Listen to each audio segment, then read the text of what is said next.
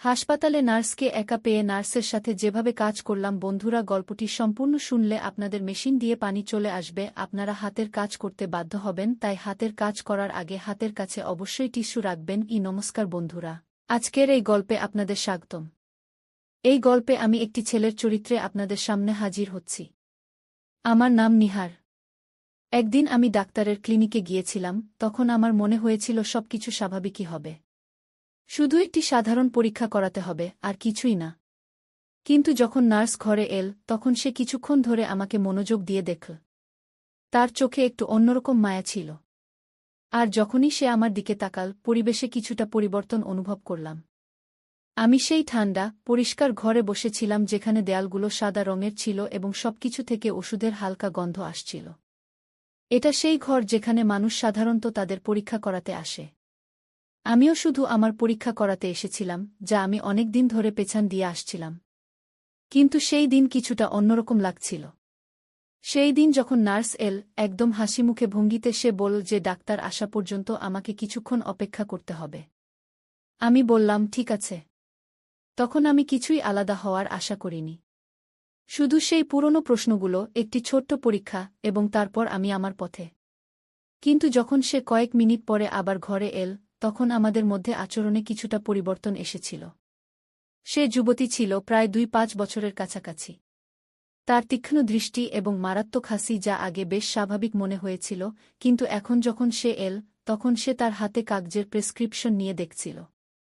তার দৃষ্টি আমার উপর আগের চেয়ে বেশি পড়ছিল, যা আমার শরীরে একটু শিহরণ সৃষ্টি করছিল।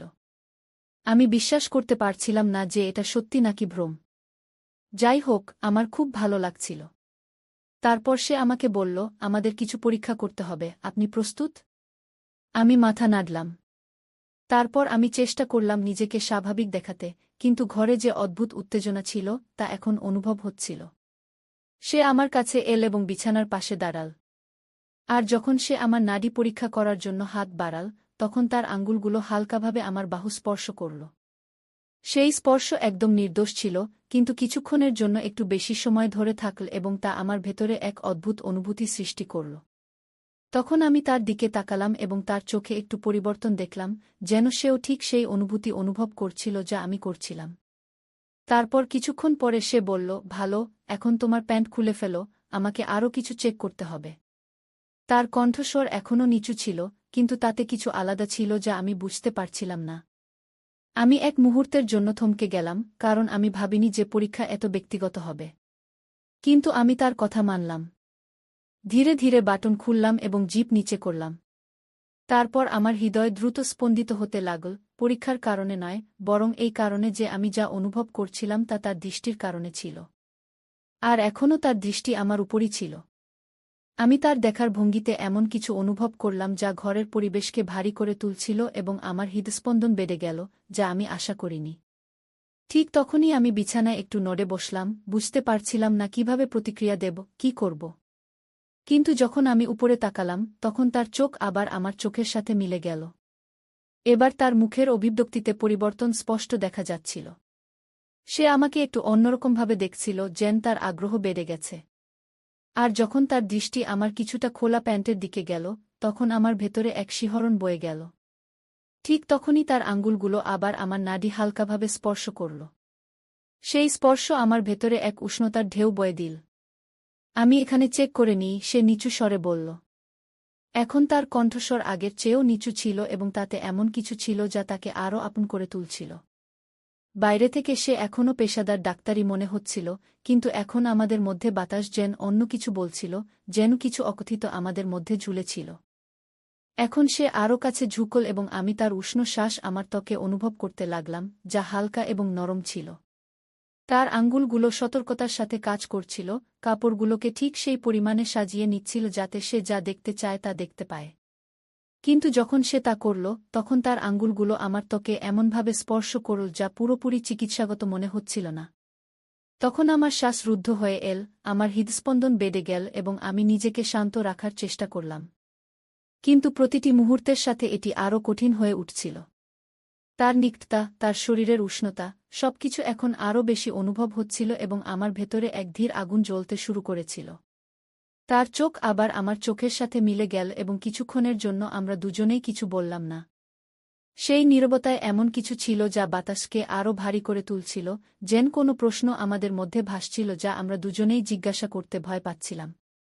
তখন সে ধীরে ধীরে বলল, তোমার শরীরে টান পড়েছে। সেই মুহূর্তে তার আঙ্গুলগুলো হালকাভাবে আমার উরু স্পর্শ করল, তার স্পর্শ নরম এবং আত্মবিশ্বাসে ভরা ছিল। কোনো কথা নেই, শুধু বিশ্রাম নাও। তার কথা যদিও সান্ত্বনাদায়ক ছিল, কিন্তু তার পিছনে এমন কিছু ছিল যা আমার হৃদস্পন্দন আরও বাড়িয়ে দিয়েছিল। আমি মাথা নাড়লাম, কিন্তু বিশ্রাম নেওয়াই এখন শেষ জিনিস ছিল যা আমি করতে পারতাম। কিন্তু তার স্পর্শ এবং তার দৃষ্টিভঙ্গির কারণে আমি আরও বেশি অস্থির হয়ে উঠলাম। ঠিক তখনই তার আঙুলগুলি আবার আমাকে স্পর্শ করতে শুরু করলে আমার ভিতর একটি উষ্ণতা ছড়িয়ে পড়ল, এবং আমি জানতাম যে সে এটি অনুভব করেছে, কারণ সেই মুহূর্তে তার শ্বাস কিছুটা দ্রুত হয়ে গিয়েছিল এবং তার দৃষ্টি আমার অর্ধখোলা ঠোঁটের উপর আটকে গিয়েছিল, যেন সে কিছু বলতে যাচ্ছিল। কিন্তু সে কিছু বলল না। তার হাত এখনও আমার উরুর উপর ছিল, এবং তার আঙুলগুলি আমার ত্বকে হালকা দাগ কাটতে শুরু করেছিল। আমি শুধু পরীক্ষা করছি, সে ফিসফিস করে বলল, যেন সে নিজের সাথে কথা বলছে বা আমার সাথে, তা স্পষ্ট ছিল না। তার হাত ধীরে ধীরে এগিয়ে চলছিল, কিন্তু সতর্কতার সাথে। কিন্তু এখন তার স্পর্শ সম্পূর্ণরূপে চিকিৎসাগত ছিল না। তার হাতের তালুর উষ্ণতা আমার ত্বকে অনুভূত হচ্ছিল, এবং তার আঙুলগুলি হালকাভাবে আমার আন্ডারওয়্যার এর কাপড়ের উপর দিয়ে স্লাইড করছিল। আমি আমার শ্বাস নিয়ন্ত্রণ করতে পারছিলাম না, এবং তখনই আমার একটি হালকা শ্বাস বেরিয়ে গেল। তারপর আমি অনুভব করলাম যে ঘরটি হঠাৎ করে খুব ছোট, খুব কাছাকাছি মনে হচ্ছে, যেন দেয়ালগুলি আমাদের চারপাশে সংকুচিত হচ্ছে। আমার শ্বাস হালকা হয়ে গিয়েছিল, এবং আমি অনুভব করতে পারছিলাম যে আমাদের মধ্যে উত্তেজনা প্রতি মুহূর্তে আরও ঘন হয়ে উঠছে। সে তার হাত সরায়নি, বরং এখন তার স্পর্শ আরও সাহসী হয়ে উঠেছিল। তার আঙুলগুলি আমার আন্ডারওয়্যার এর কোমরবন্ধনী সামঞ্জস্য করছিল, তার প্রতিটি মুভমেন্টে একটি ধীর এবং নির্দিষ্ট ভঙ্গি ছিল। আমি তার দিকে তাকিয়ে রইলাম, আমার দৃষ্টি তার থেকে সরাতে পারছিলাম না। এবং যখন তার দৃষ্টি আবার আমার চোখের সাথে মিলিত হল, তখন সেখানে কোনো সন্দেহ ছিল না। তার চোখে কান্না ছিল। এটি স্বাভাবিক নয়, সে ধীরে ধীরে বলল, যেন নিজেকে বোঝানোর চেষ্টা করছে। কিন্তু তার হাত থামেনি। তার স্পর্শ এখন আরও আত্মবিশ্বাসী হয়ে উঠেছিল, যেন সে আমার ত্বকের নিচের অংশগুলি ভালোভাবে জানার চেষ্টা করছে। না, আমি কষ্টে ফিসফিস করে বললাম, যা আমাদের মধ্যে বাড়তে থাকা উত্তেজনায় ভরা ছিল। কিছুক্ষণের জন্য আমরা উভয়েই নড়াচড়া করিনি। আমাদের মধ্যে বাতাস ঘন হয়ে উঠেছিল, যা ঘটছিল এবং যা ঘটতে যাচ্ছিল তার চেয়েও ভারী। তারপর, যেন কোনো শব্দ ছাড়াই একটি সিদ্ধান্ত নেওয়া হয়েছিল, সে আরও কাছাকাছি এগিয়ে এল এবং তার ঠোঁট আমার কাছাকাছি নিয়ে এল। এখন আমি তার উষ্ণ শ্বাস আমার ত্বকে অনুভব করতে পারছিলাম, এবং সেই মুহূর্তের অপেক্ষা এখন আর সহ্য হচ্ছিল না। তার হাত আবার নড়ল, এবার আরও দৃঢ়তার সাথে। তার আঙুলগুলি আমাকে এমনভাবে স্পর্শ করছিল যে আমার পুরো শরীর উত্তেজনায় ভরে গেল। আমি আমার শ্বাস নিয়ন্ত্রণ করতে পারছিলাম না, এবং একটি হালকা কাতরানি বেরিয়ে গেল। আমার শ্বাস ছোট ছোট হতে শুরু করল, কিন্তু এখন নিজেকে থামানো অসম্ভব ছিল। আমি অনুভব করলাম যে তার চুম্বন আরও গভীর হচ্ছিল, তার স্পর্শ আরও শক্তিশালী হয়ে উঠছিল। আমার হৃদস্পন্দন দ্রুত হয়ে গিয়েছিল, এবং আমি তার দিকে ঝুঁকে তাকে আরও কাছাকাছি টানতে শুরু করলাম। তার শরীরের উষ্ণতা আমার শরীরের সাথে সংঘর্ষ করছিল, এবং সেই শীতল চিকিৎসাগত পরিবেশের অনুভূতি যেন অদৃশ্য হয়ে গিয়েছিল। এখন শুধু আমাদের মধ্যে বাড়তে থাকা সেই ঘনিষ্ঠতা ছিল, যা প্রতি মুহূর্তে আরও গভীর হয়ে উঠছিল। তার শ্বাস দ্রুত হচ্ছিল, এবং তার ঠোঁট আমার মুখ থেকে গলার দিকে চলে গেল, যেখানে সে হালকা এবং উষ্ণ চুম্বনের একটি সিরিজ তৈরি করল। আমার ত্বকে একটি অদ্ভুত স্পন্দন হচ্ছিল। তারপর আমি আমার হাত তার কোমরে রাখলাম এবং তাকে আরও কাছাকাছি টেনে নিলাম, যেন আমি তার আকর্ষণ থেকে নিজেকে দূরে রাখতে পারছিলাম না। প্রতিটি স্পর্শ, প্রতিটি নড়াচড়া যেন একটি প্রতিশ্রুতি ছিল, একটি অকথিত কামনা যা আমরা কখনো ভাবিনি কিন্তু এখন সম্পূর্ণরূপে তার নিয়ন্ত্রণে ছিল। আমার এটি করা উচিত নয়, সে ধীরে ধীরে বলল, তার কণ্ঠ আমার ত্বকে হালকাভাবে স্পর্শ করছিল। কিন্তু তার কণ্ঠে কোনো দ্বিধা ছিল না। সে থামার কোনো ইচ্ছা দেখায়নি। তার কথাগুলি এই মুহূর্তটিকে আরও গভীর করে তুলেছিল, যেন আমরা দুজনেই এমন একটি সীমানা অতিক্রম করছি যেখান থেকে ফিরে আসা সম্ভব নয়। এবং এখন আমি নিজেকে থামাতে পারছিলাম না। তার হাত ধীরে ধীরে নিচের দিকে এগিয়ে চল, এবং যখন সে আমাকে স্পর্শ করল, তার স্পর্শ নরম এবং গভীর ছিল, যা থেকে আমার মুখ থেকে একটি হালকা শ্বাস বেরিয়ে গেল।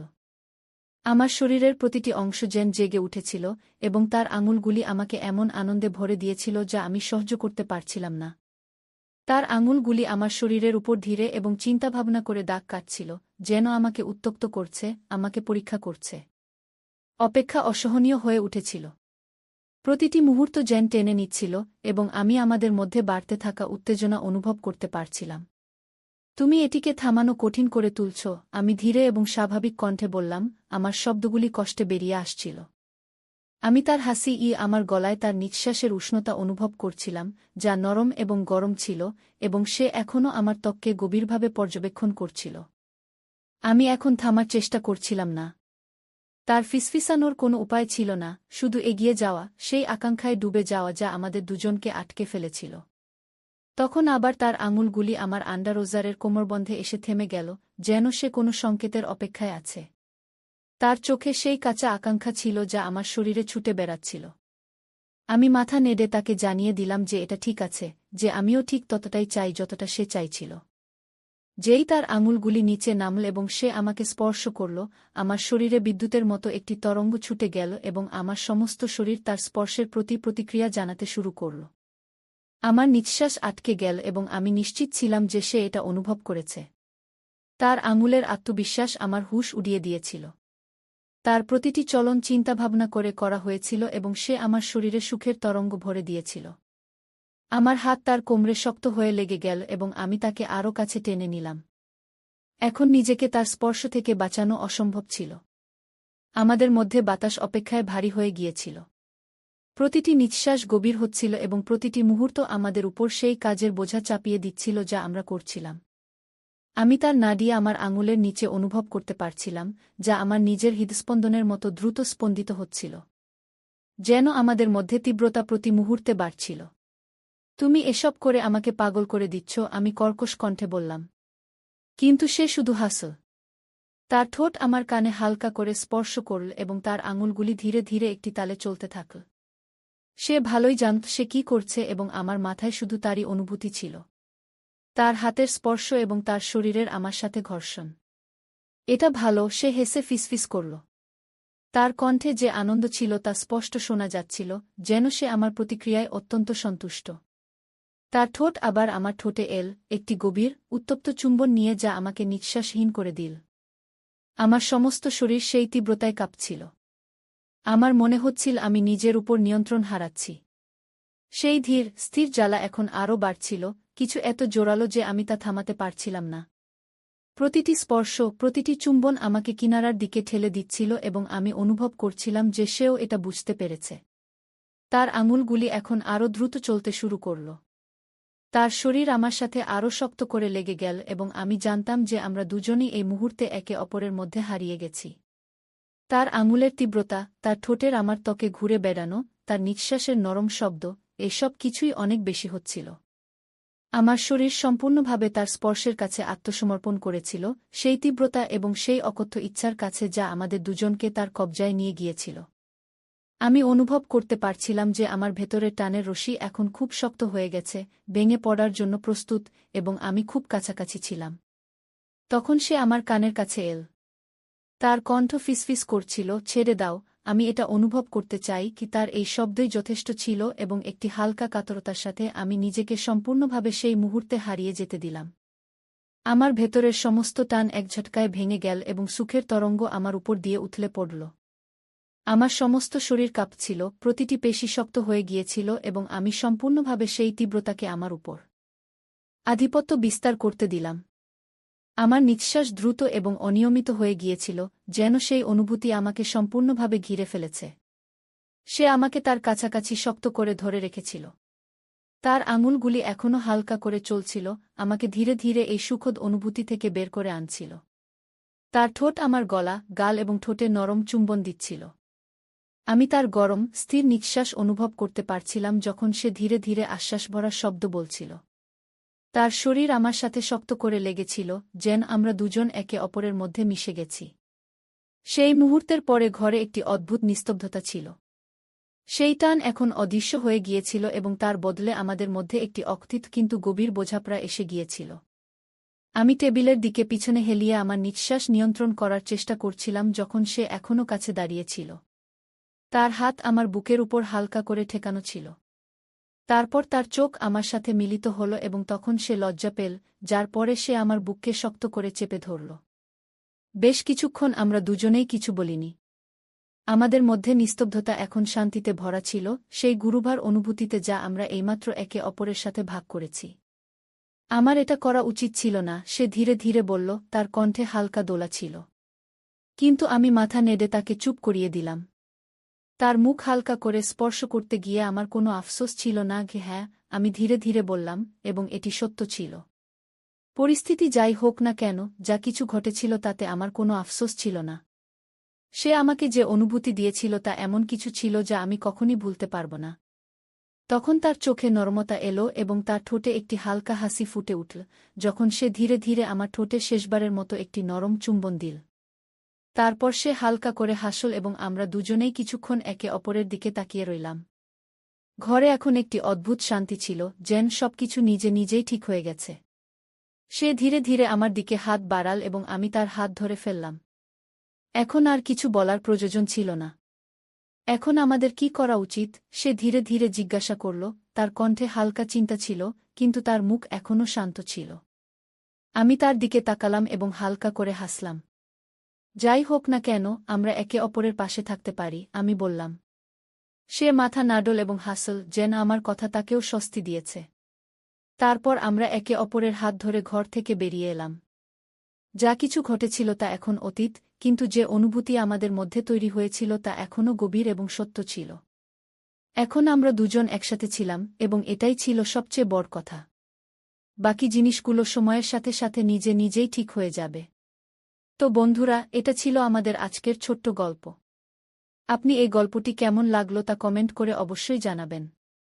যদি গল্পটি আপনার ভালো লেগে থাকে, তবে এটি লাইক করুন এবং আপনার বন্ধুদের সাথে শেয়ার করুন। আগামীতেও এমন রোমাঞ্চকর গল্পের জন্য আমাদের চ্যানেলটি সাবস্ক্রাইব করুন এবং বেল আইকন টিপতে ভুলবেন না, যাতে আপনি আমাদের কোনো গল্প মিস না করেন। ধন্যবাদ।